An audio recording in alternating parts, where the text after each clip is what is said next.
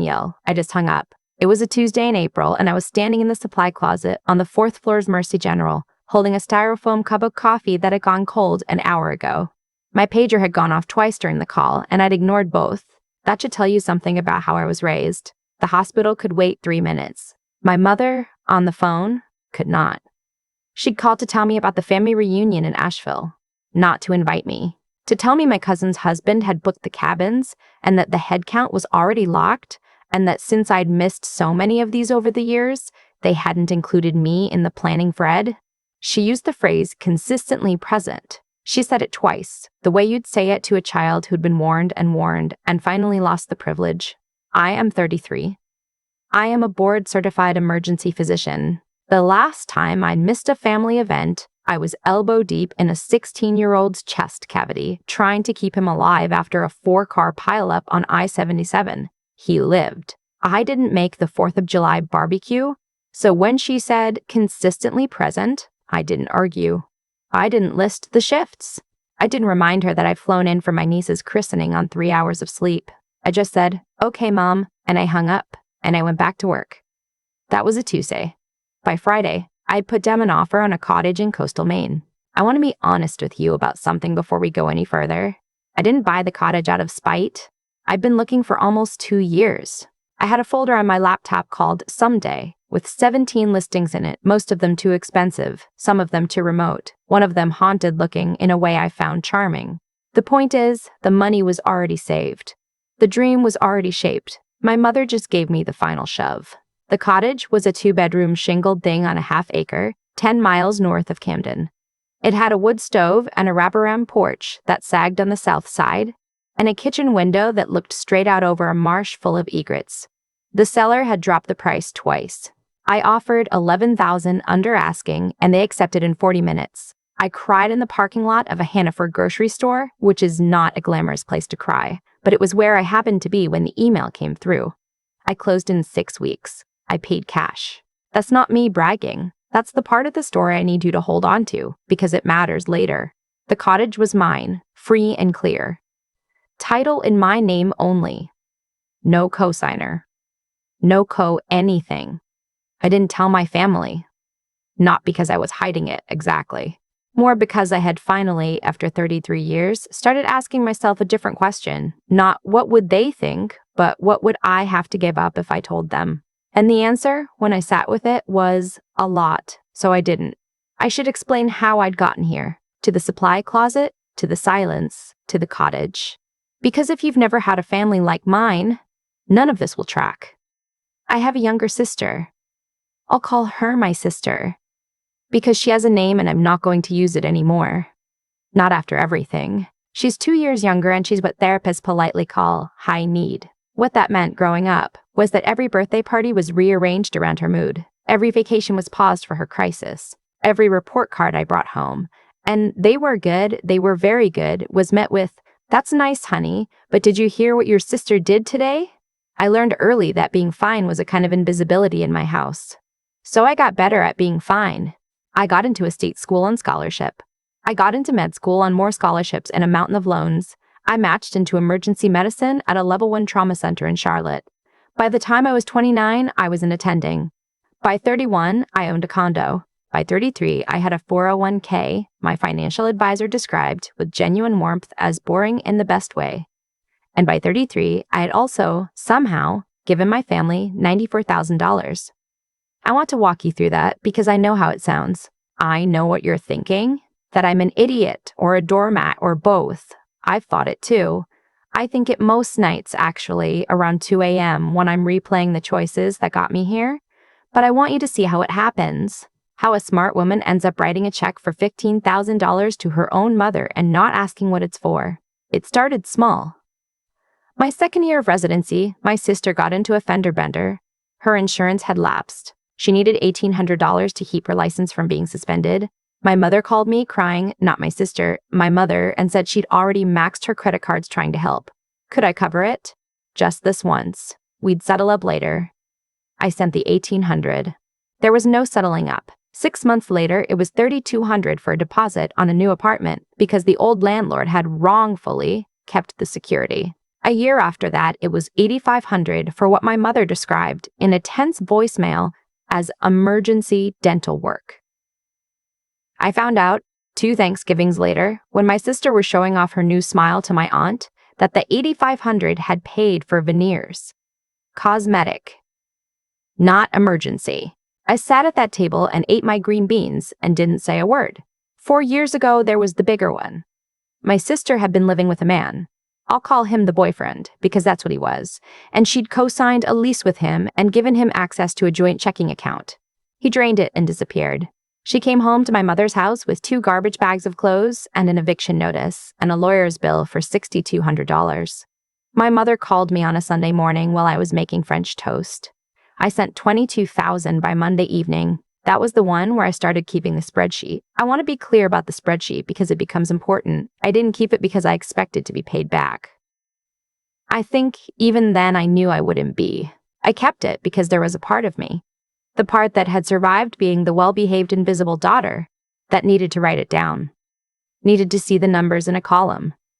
Needed proof for myself that I wasn't crazy. That this was actually happening. That I was actually doing this. Date. Amount, stated reason, method of payment. I called the file household notes because I didn't want to be the kind of person who had a file called what it actually was. After the boyfriend, the requests kept coming. $3,000 for a car repair, $4,000 for moving expenses when she got a new place, $2,800 for vet bills for a dog I'd never met, and then 6 months before the cottage, $15,000 from my mother. Not my sister this time. My mother, for what she only described as an emergency. I'll explain later. She never explained. $94,000. I want you to sit with that number for a second. That's a down payment on a house. That's a kid's college fund. That's a year of my hospital salary after taxes, and that's after the years of overnight shifts and the lawsuit insurance and the loans I'm still paying on a state school education that supposedly came cheap. And the morning my mother called me about the reunion, I had just gotten an alert on my phone that my sister had bought a $40,000 SUV. Financed, presumably, but still, a new SUV, while telling me the week before that she couldn't afford to fly in for our grandmother's birthday brunch. That's the context. That's how a person ends up buying a cottage in Maine on a Friday and not telling her family on Saturday or Sunday or any day after. The first month at the cottage was the quietest month of my adult life. I negotiated a new schedule with my group, 4 days on, 10 days off, with the long stretches structured so I could drive up. It's a 7-hour drive from Charlotte to Camden, and I want to address that because I know what it sounds like. I didn't quit my job. I didn't move. The cottage was a second place. A refuge. A someday, I could already start living in 2 weeks out of every month. My condo in Charlotte stayed mine. My patients stayed mine. The cottage was the part of my life that wasn't anyone else's. I painted the kitchen a color called sea glass. I bought a chair that I knew, the moment I sat in it, would be the chair I died in someday, 80 years from now. An old woman with a paperback in her lap. I installed a security system. I want to flag that because it also matters later. Not because I was paranoid, well, maybe a little, but because the cottage was isolated. The nearest neighbor was 3/4 of a mile away. A single woman, alone, in a remote house. The security system wasn't paranoia. It was just sense. 4 cameras, doorbell with 2-way audio, motion sensors on the perimeter, smart locks that logged every entry. The whole package, professionally installed, with 24-hour monitoring and a direct line to the Knox County Sheriff's Department. $1,800 and the best money I'd ever spent. Though I didn't know it yet, I told one person about the cottage. My best friend from residency, who lives in Boston now and works in pediatric oncology. She drove up the second weekend and we drank wine on the porch and watched the egrets. And she said, "You should put this place in an LLC." She's married to a tax attorney. She thinks about these things. I did it. The week after she left. The cottage transferred from my personal name to a single-member LLC with a registered agent in Portland and an operating agreement that named me as the sole member and manager. From the outside, the property records now show the LLC as the owner. My name was buried 2 filings deep. It cost me $400 and 45 minutes on a Wednesday afternoon. I want you to remember the LLC. It comes back. I also call the lawyer. Not for the cottage, for everything. I'd been carrying the spreadsheet for 4 years at that point, and the weight of it was starting to feel like something I needed to address. I asked her, plainly, what my options were. She walked me through it. Promissory notes after the fact were tricky. Civil suits for repayment were possible but ugly. The statute of limitations on most of the older transactions had already run, or was close to. The recent $15,000 to my mother was still in play. The veneers were not. She asked me what I wanted.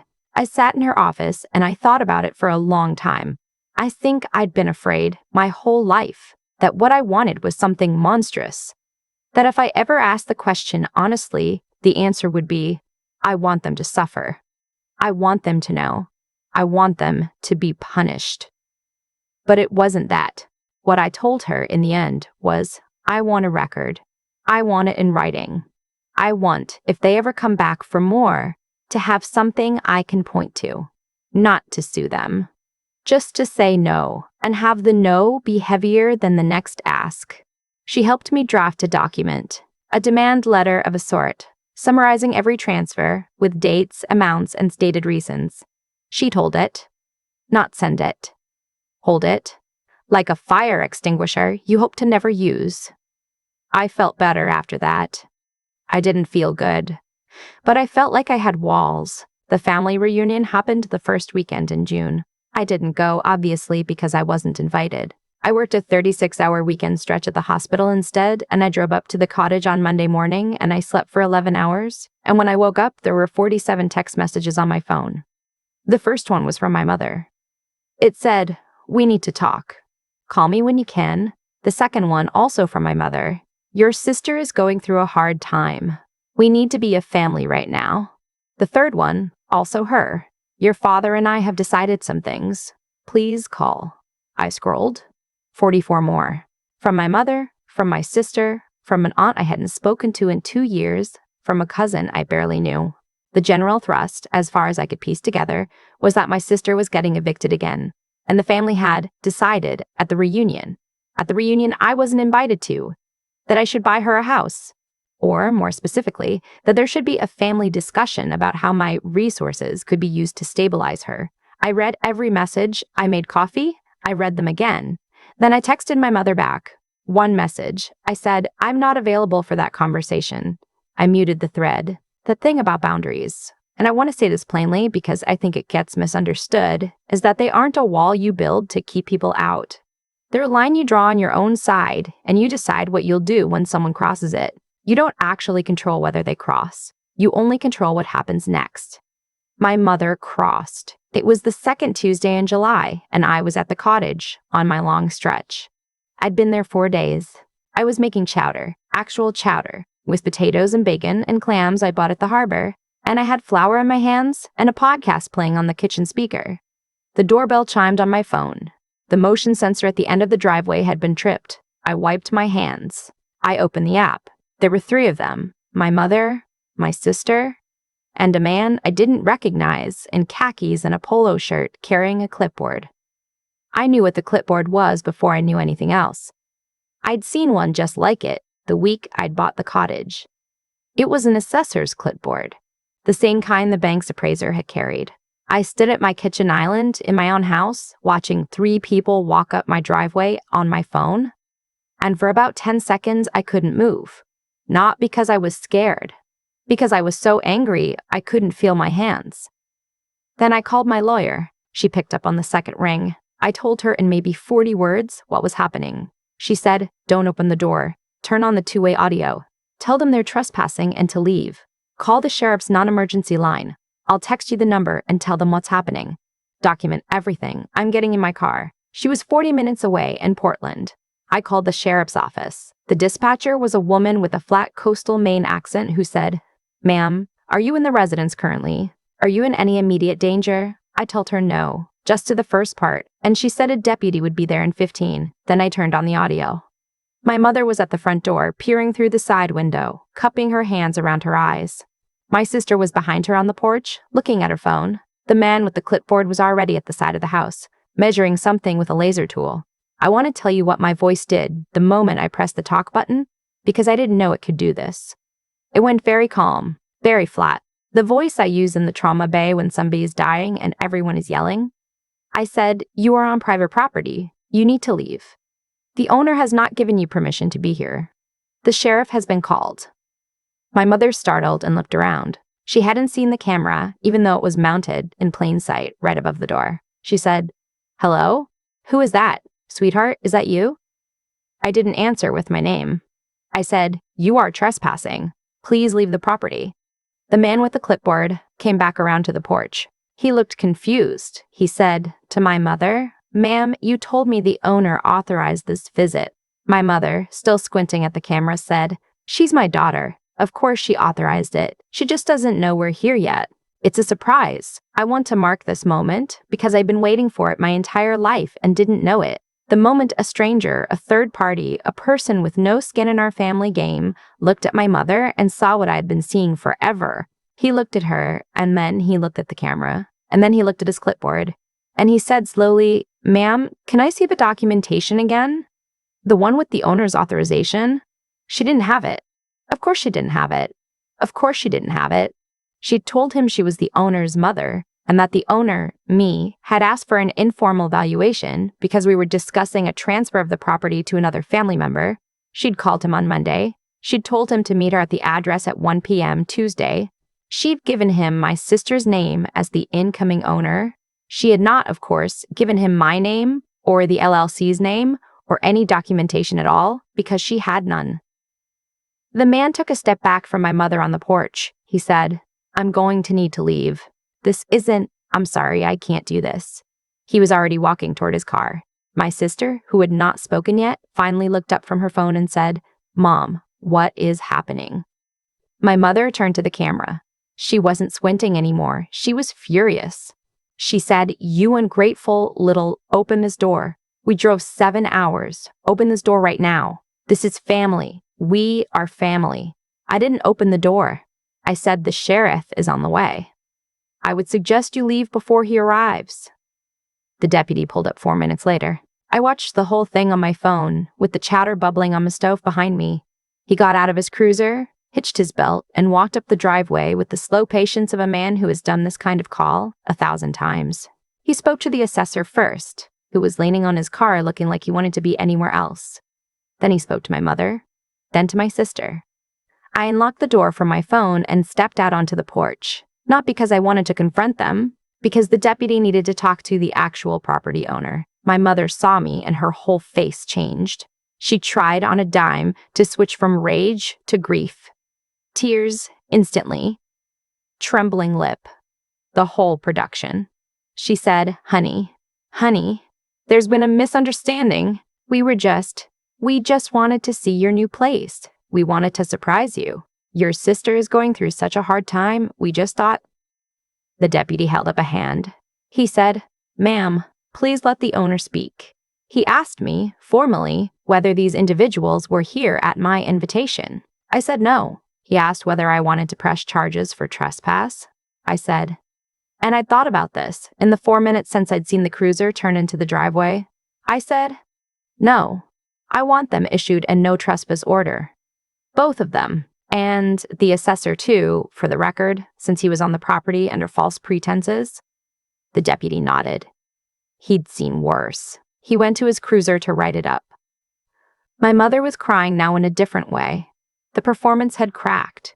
She was crying because she was losing and she knew it. She said, "How can you do this to me? How can you, after everything I've done for you?"